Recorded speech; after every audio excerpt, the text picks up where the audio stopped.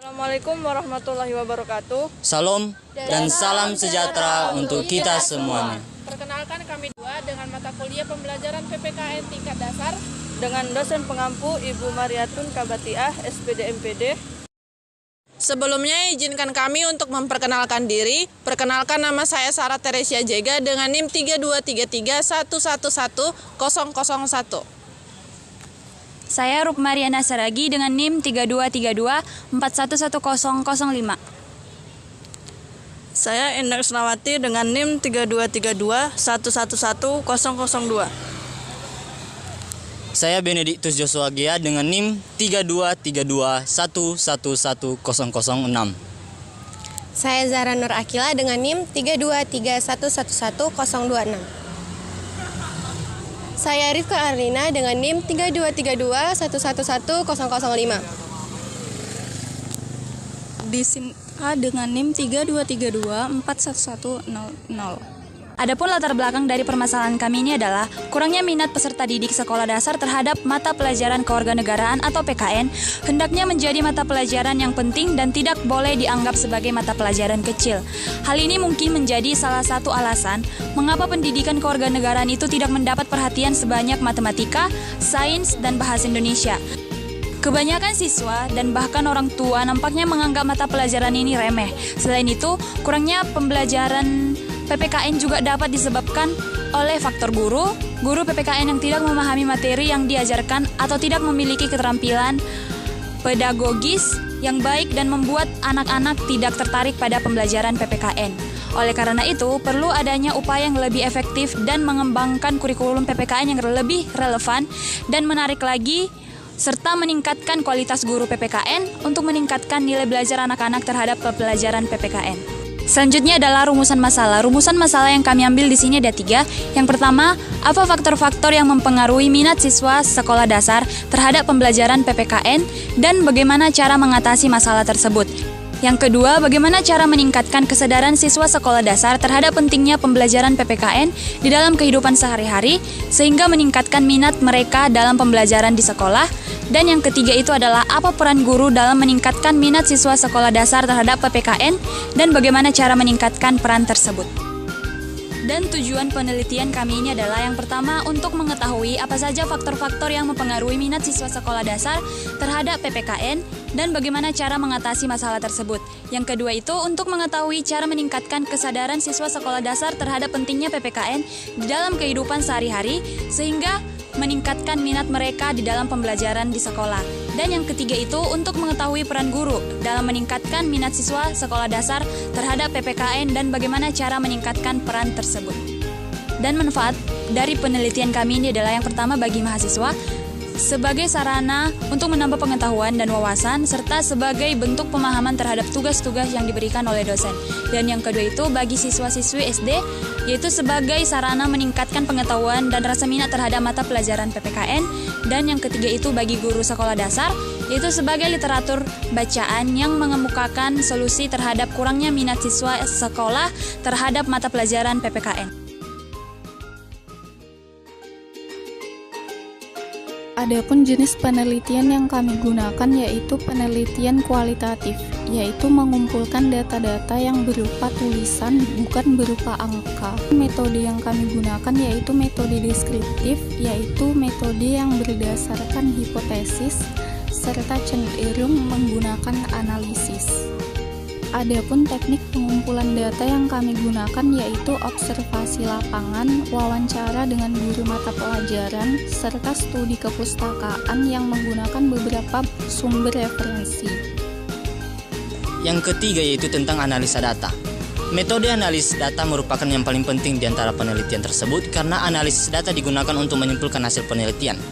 Teknik analisis data adalah cara untuk mengolah data menjadi informasi agar ciri-ciri data tersebut mudah dipahami dan juga membantu dalam mencari solusi permasalahan, khususnya permasalahan penelitian. Alternatifnya, analisis data dapat diartikan sebagai kegiatan yang dilakukan untuk mengubah data. Hasil penelitian menjadi informasi yang nantinya dapat digunakan untuk menarik kesimpulan.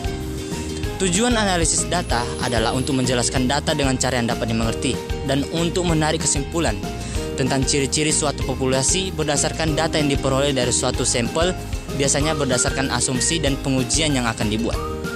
Miles dan Haberman tahun 1992 menyarankan 3 langkah yang sebaiknya dilakukan dalam analisis data penelitian kualitatif: pengumpulan data, reduksi data, dan memverifikasi kesimpulan. Analisis data kualitatif dilakukan bersamaan dengan proses pengumpulan data. Artinya, kegiatan tersebut dilakukan selama dan setelah pengumpulan data. Adapun identifikasi masalah dalam penelitian yang kami lakukan adalah siswa kurang minat pada pembelajaran PPKN di sekolah tingkat dasar karena beberapa alasan. Alasan tersebut antara lain: 1. Pembelajaran PPKN di SD biasanya tidak disajikan secara menarik dan interaktif, sehingga siswa tidak merasa terlibat dan tidak memahami pentingnya subjek ini dalam kehidupan sehari-hari. Yang kedua, subjek PPKN di SD lebih fokus pada teori dan konsep-konsep yang abstrak, sehingga siswa dapat mengalami kesulitan dalam memahami dan mengaitkan konsep-konsep tersebut dalam pengalaman pribadi mereka. 3. Kurangnya penggunaan media dan teknologi yang efektif dalam pembelajaran PPKN dapat membuat siswa bosan dan tidak menarik minat mereka. Yang keempat, kurangnya interaksi dan diskusi antara guru dan siswa serta antara siswa dengan siswa sendiri dapat menghambat siswa untuk berprestasi aktif dalam pembelajaran dan mengembangkan minat mereka. Yang kelima, kurangnya pengintegrasian PPKN dalam mata pelajaran lain dan kurangnya penggunaan contoh-contoh yang relevan dengan kehidupan sehari-hari dapat membuat siswa tidak memahami pentingnya subjek ini dan tidak menarik minat mereka. Faktor-faktor yang mempengaruhi daya minat pelajaran pendidikan kewarganegaraan di sekolah dasar meliputi: 1. Kebutuhan dari dalam atau sifat pembawaan seseorang. Faktor ini berhubungan dengan kebutuhan internal siswa yang mempengaruhi minat belajar mereka. Sifat pembawaan seseorang seperti minat dan keinginan mempengaruhi bagaimana siswa berpartisipasi dalam proses belajar. Yang kedua, motivasi serta hadiah yang diberikan oleh guru. Guru memiliki peran penting dalam meningkatkan minat siswa terhadap pembelajaran PPKN. Motivasi dan hadiah yang diberikan dapat mempengaruhi minat siswa untuk belajar dan meningkatkan hasil kerja mereka. 3. Rendahnya minat belajar siswa. Rendahnya minat belajar siswa dapat menjadi faktor yang mempengaruhi daya minat pelajaran PPKN. Guru perlu melakukan upaya untuk meningkatkan belajar minat siswa, serta untuk meningkatkan kualitas belajar. 4. Kurangnya minat belajar siswa. Kurangnya minat belajar siswa juga dapat menjadi hambatan bagi meningkatkan daya minat pelajaran PPKN. Guru perlu membuat siswa untuk memahami pelajaran dengan baik dan membuat siswa tetap merasa senang dalam kegiatan pembelajaran. Yang kelima, penggunaan strategi pembelajaran yang efektif. Strategi pembelajaran yang efektif seperti strategi Inquiring Minds Want to Know dapat meningkatkan minat siswa dan hasil belajar mereka dalam mata pelajaran PPKN. Kemudian yang terakhir, pembatasan jam pembelajaran. Pembatasan jam pembelajaran dapat mempengaruhi daya minat pembelajaran PPKN. Guru perlu membuat siswa memahami materi pelajaran dengan baik dengan membuat siswa tetap merasa senang dalam kegiatan pembelajaran. Kurangnya minat belajar siswa dalam mata pelajaran PPKN pada sekolah tingkat dasar dapat diatasi dengan pengimplementasian mind mapping sebagai strategi pembelajaran yang interaktif dan efektif.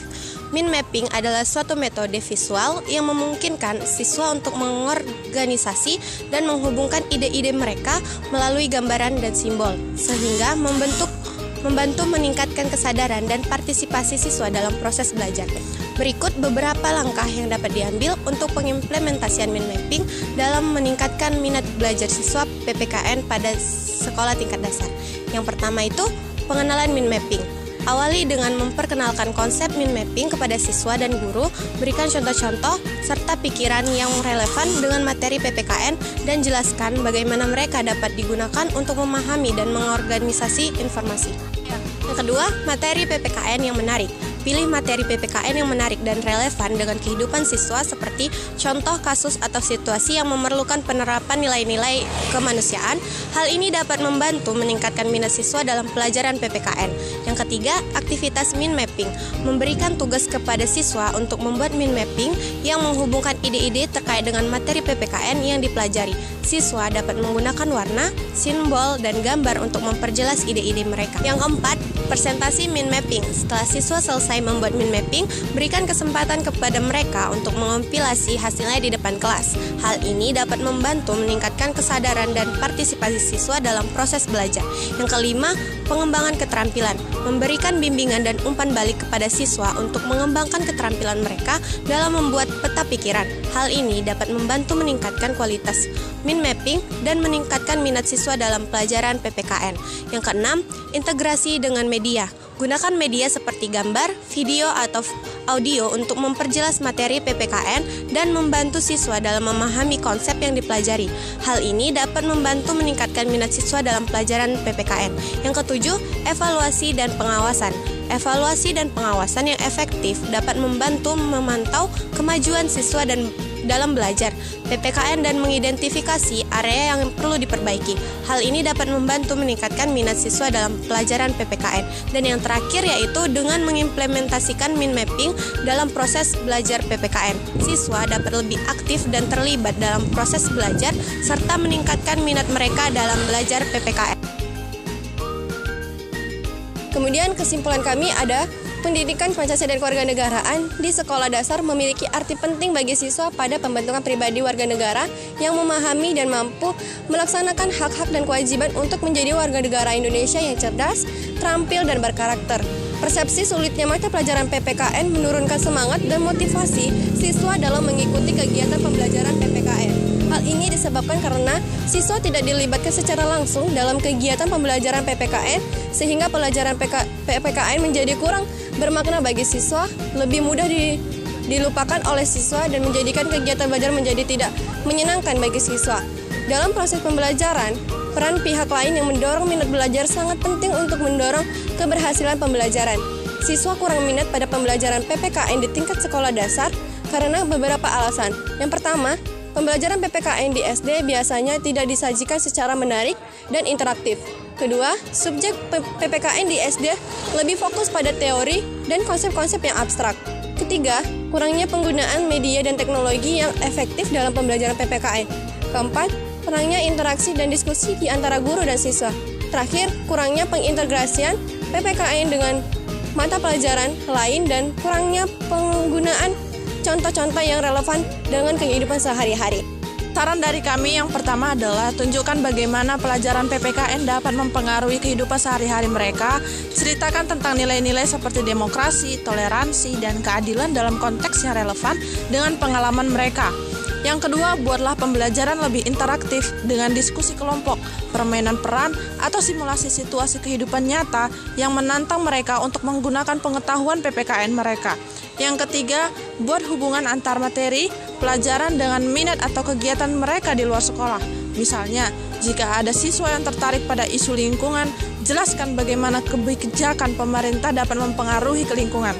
Yang keempat, ajak siswa untuk terlibat dalam proyek atau kegiatan yang berhubungan dengan isu-isu PKN yang mereka pelajari, seperti kampanye sosial atau penyelenggara debat.